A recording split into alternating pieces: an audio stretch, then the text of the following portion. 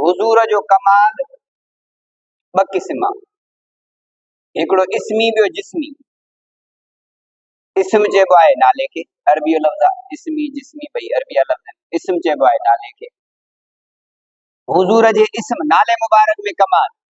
आदम जी माना आहे कणक रंगो, नूह जी माना आहे आराम, माउ पीउ लाइ आराम वारो सबबु, राहत जो सबबु।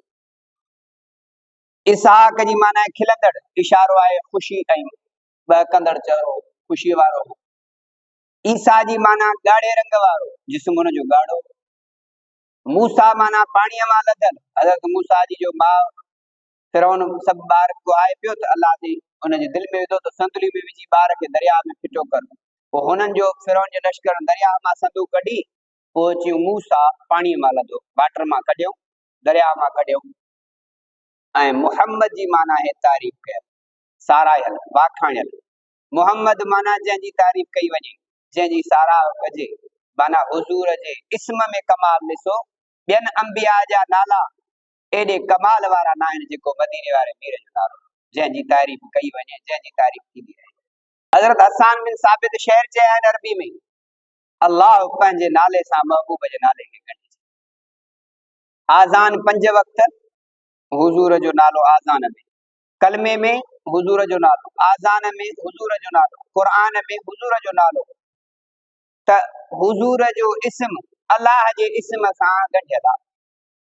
हुजूर सल्लल्लाहु अलैहि वसल्लम जे इस्म जो असर हैवाननि ते पए।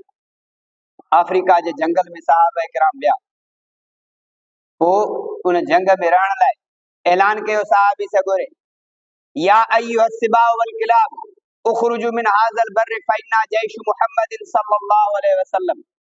ऐ जंग जा जानवरो, फाड़ींदड़ जानवरो, बगड़, चीता, शींह, बिला, कुत्ता वग़ैरह, ही जंग ख़ाली कयो, असां मोहम्मद करीम जा गुलाम सिपाही अहिड़े जंग में रहंदासीं।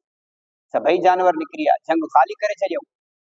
शींहनि जिन बच्चा ॼणिया ताज़ा, उहे बि पंहिंजे वात में बच्चा विझी ॿेलो ख़ाली करे विया। रुगो ख़ाली न कयऊं, पर हुजूर जे गुलामनि जे लाइ चोतरफ़ चौकीदारी थी पहिरे ते बीह रहिया, त मता को मुहम्मद जे सिपाहियुनि खे, मुहम्मद जे गुलामनि खे नुक़सान पहुचाए।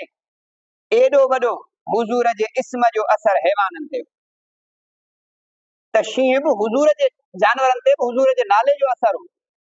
फतबिरु या उलिल अब्सार, ऐ अकुल वारो नसीहत हासिल कयो, इबरत हासिल कयो।